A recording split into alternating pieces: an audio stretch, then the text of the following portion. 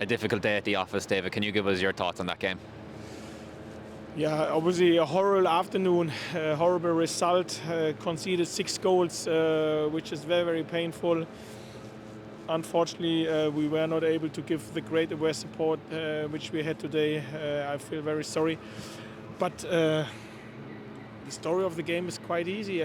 We gave 4 counter goals away and a couple of further counter chances. It's totally unusual for us that we are so vulnerable on the counter attack.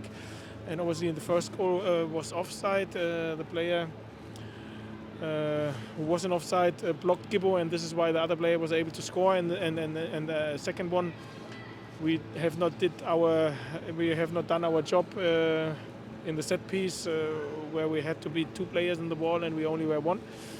And then we conceded 4 counter goals. So the goals which we conceded were just not good enough.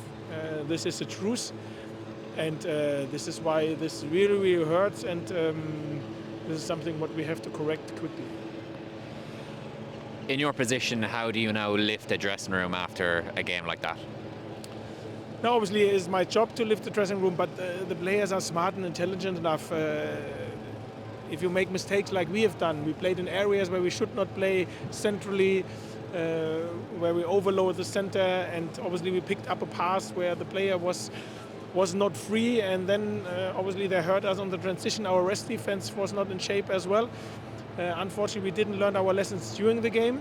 This is why we conceded 4 of these goals and 2 further counter-attacks. We really lost our head, and this is what really annoys me. You can get a goal, you can get a wrong referee decision and concede a goal, you can make a mistake in a set piece and concede a goal, but you can't lose your head, and this is what happens today.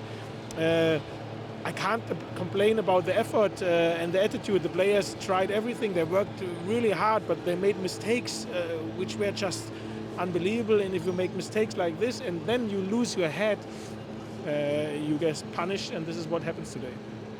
You've spoken after the Leicester game about how individual mistakes cost a result, but how do you address that from a week-to-week viewpoint and stop that from happening? To be fair, I think Leicester and today we shouldn't compare. And Leicester, for me, feels so far away because obviously we play today. The next games are just around the corner.